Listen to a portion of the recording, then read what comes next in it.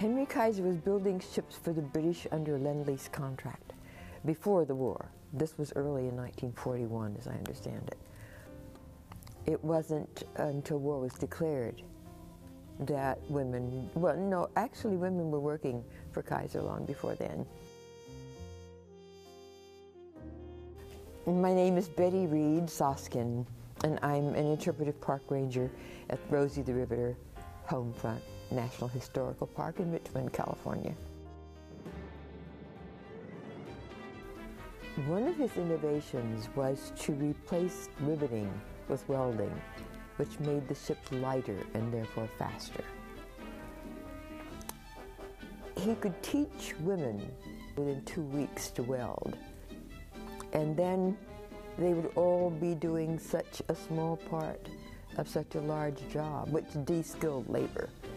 It no longer was something that had to be specific to a skill. It was simply part of the job.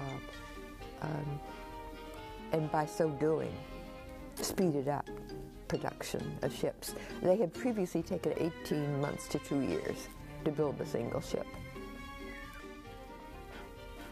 He was turning them out by the end of the war, one a day.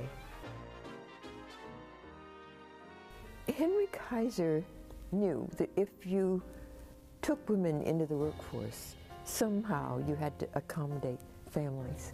Though that was segregated, their black families were not included in the child care.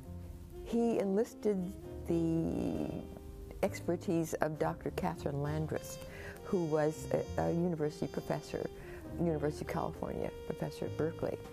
She believed that little children were capable of learning, and what she developed in the Maritime Child Development Centers was what we now know today as the progenitor for Head Start. It was an amazing program she created there, and children were accommodated around the clock. Henry Kaiser was really someone who was a cement contractor, who came here after completing Hoover Dam and Grand Coulee.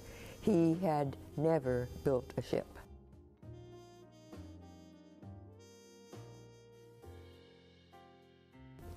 One of the geniuses that he brought with him was Dr. Sidney Garfield, who had been with him at the dams, and it was at Grand Coulee and Hoover that Sidney Garfield developed the first prepaid health plan in order to keep workers healthy. And as I say, I don't believe that Henry Kaiser was a social reformer.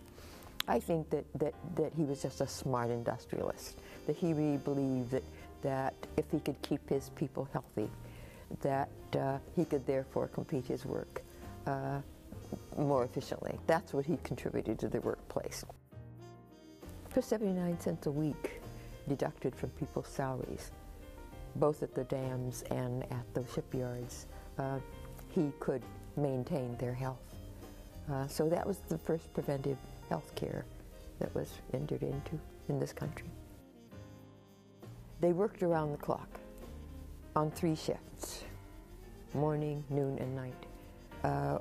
All of the business enterprises throughout the city were open all night. The grocery stores, the hospitals, the schools, everything was open overnight.